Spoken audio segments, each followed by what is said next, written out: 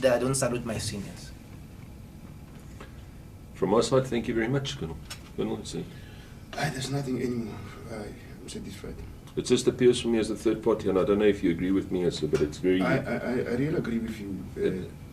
The procedure was not followed correctly. Even the High Court agrees with you, but I thought, and I must... I've got the MDC in my office. I can go and give it to Phiri so that his defense can follow the MDC. How does we work in the military? Even in the old MDC, which stated other things before. Yes. I still have it. I must just, sorry to say, I must just thank you, my fellow officers. I really thank you for giving yourself time, as well as the officer holding the camera to come here, because I thought it's important for me to give my side of the story about this, because they are with my employer now.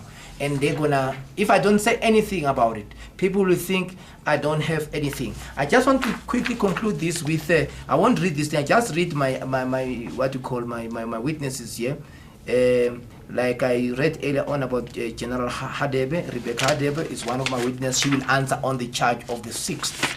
She answers on the charge of the 7th, rather, of March of AWOL, or Absent on Parade. Then I've got Colonel T.T. Kundu, who answers on the charge of the 6th now, for being absent in place of parade that I was present. And I've got also Colonel, full Colonel again, MF, Mike Foxtrot, the debate. So I think she's the defense intelligence now. These are sworn affidavits. But for the first time you watch this video, you see I've got witnesses. But I didn't want to take, and I still don't want to take them to the military court, because I'll be blessing a flawed procedure. That even though I own, or I might own a hammer, you know, a car designed to take potholes, doesn't mean I must allow the road to my garage to be full of potholes to prove my hammer. I'm well equipped for the trial, but I need that pothole, and I'm returning to the High Court to request that actually these charges should be thrown out. Yeah, because now if the case is at the High Court, you cannot reverse it to the military court. It's junior to the High Court. Thank you. Yeah. It's just, and yeah, as I said, Colonel, it just appears that a lot of things at the school, in terms of the military way of doing it, were not correct. That is one of the things that we've also perceived. It was a politicized unit. Yeah, I mean, proper office bearing is one of the basics that should happen to an officer. It is one of the essential things. Saluting officers, irrespective of whether one likes them or not, is irrelevant. One shows respect to an officer.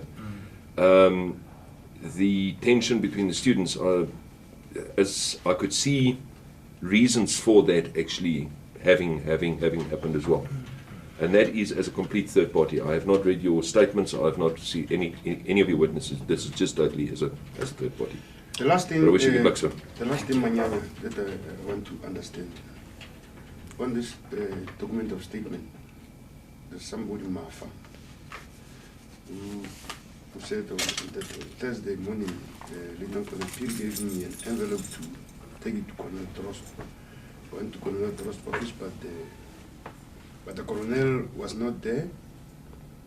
I then gave the envelope to the secretary, Mrs. Swift, and the envelope must be handed in before 8 o'clock to Colonel Trost. What envelope was that?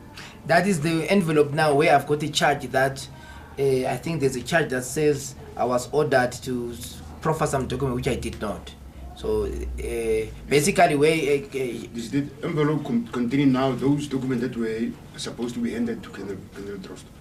Yes, that he said to me, I must explain myself, if I remember well, what happened with me and Kenneth Clenance the month before, and also explain myself where I had been the previous day. I think those were the queries that he said I must put in black and white. He had said the previous day and bring in the morning before 8 o'clock.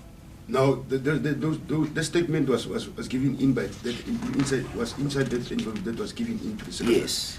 So General Dross received that document, but for some reason, sorry about the language, but he cooked up a charge that I didn't. Because the assumption was that I had given the statement only to Colonel Raymond, who was part of the collaborators, to charge me. So they assumed I had never seen through them that it might be they will deny. So I gave it to 2 people. Because for me, it is very much ridiculous that there's a charge that you never gave in those statements that you have to give. Yes. I think that is charge. I'm trying to find it. I think they... charge number 6. Charge number 6. Yes. Condemnation of 1902. Yes. Yeah. But now when I read the statement here from this guy, it's because General Trost, I believe, sat with Colonel Raymond Lindsay, all trying to defend the Major now Brigadier General Bobelo's corruption with Raymond Lindsay. They decided you must deny that Phiri gave you this document. But the J. Cole Mescot that I had already seen who is on my side. I gave him. I also went and gave Mafa. And how could the Secretary of General Trust just make a document disappear? That poor lady gave it to General Trust. But that shows that the charges against me are fabricated. And not to be disrespectful, but that is how Colonel Trost is now Brigadier General Trost. That is how Brigadier General IG Mashwala, the IG, was a brigadier, now is a Major General, because they protected people who are related to our President ex Mandela. And therefore we are not going to be having an army. Maybe we should allow the Mandela relatives to be soldiers only, because now you cannot take on a lieutenant being a captain who is doing wrong if the lieutenant is related to the big people. That is the center and kernel of the whole problem.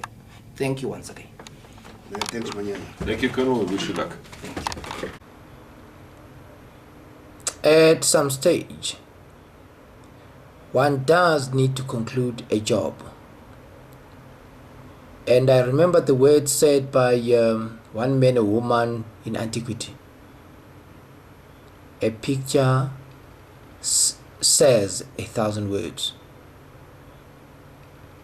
I thought I might toy around with some pictures that I can find around of some important people in my narration. This is the woman, as per my way of seeing it, who caused me to be charged.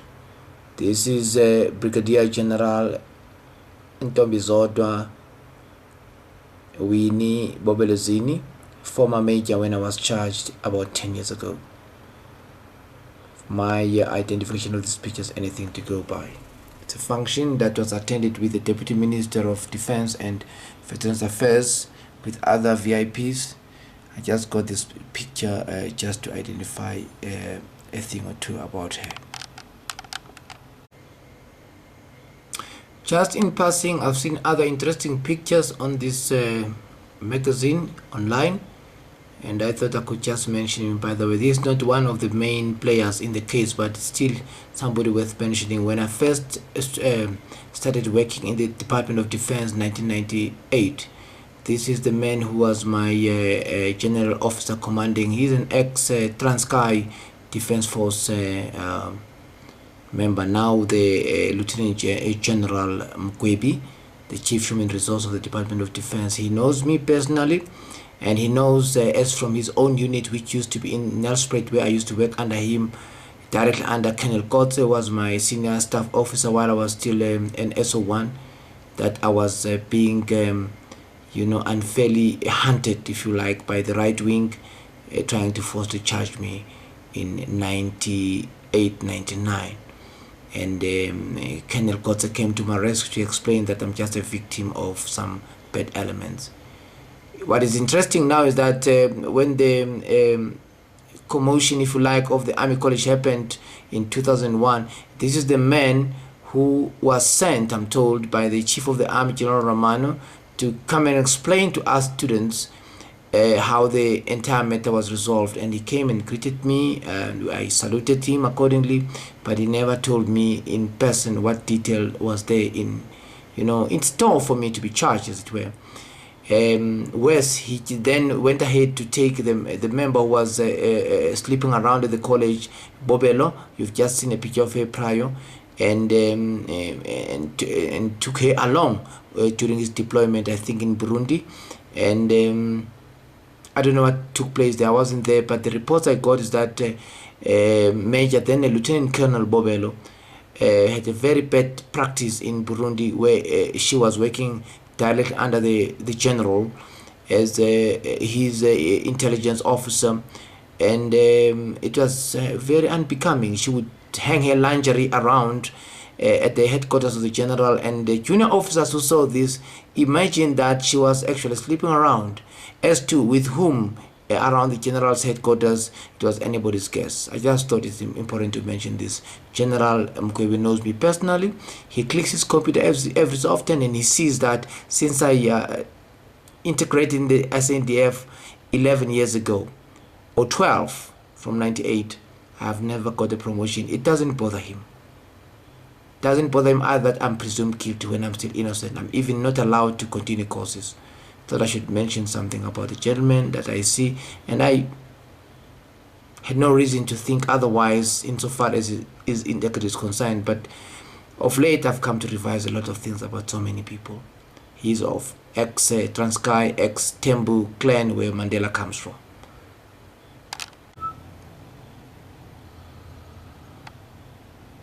This is a very important person. This is my Minister of Defense, Lindiwe Sisulu, and I've got so much to say about her. There's a number of issues, some documents that she's well aware of, and for some reason has decided to just pretend there's no issue about Colonel Phiri, and it's very sad. She cannot in the future or even now claim that she was not aware of Phiri. I'll try to get some photos of documents that she personally received in this matter, and decided not to do anything about it. I'm going to be going to court next month at the beginning of November against the lady as my minister, where she's appealing that all the prayers I presented to the High Court about her office, according to her version, are false. So basically that is the person I'm standing against now on the issue of the false charges that were meted against me in 2001.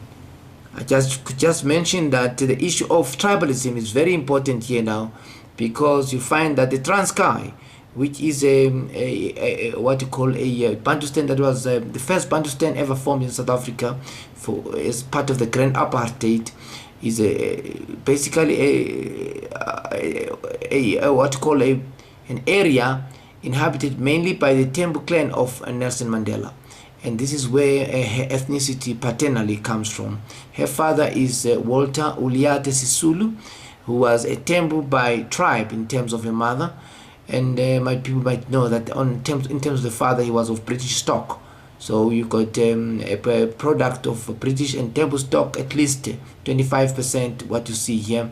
And I'm just getting the feeling that she's not ready to help me because she wants to protect the legacy of Nelson Mandela and his extended relatives like Bobelo, who must rule the military, even through crime.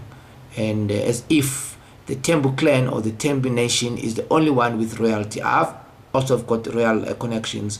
Why must it be that we must be treated in terms of one particular tribe when we are actually from different ethnic groupings? That's my minister. To be honest, I have no faith she wants to help me. She has proved several times under summonses by the Human Rights Commission in Joburg. She just ignored them according to the Gauteng manager of that commission.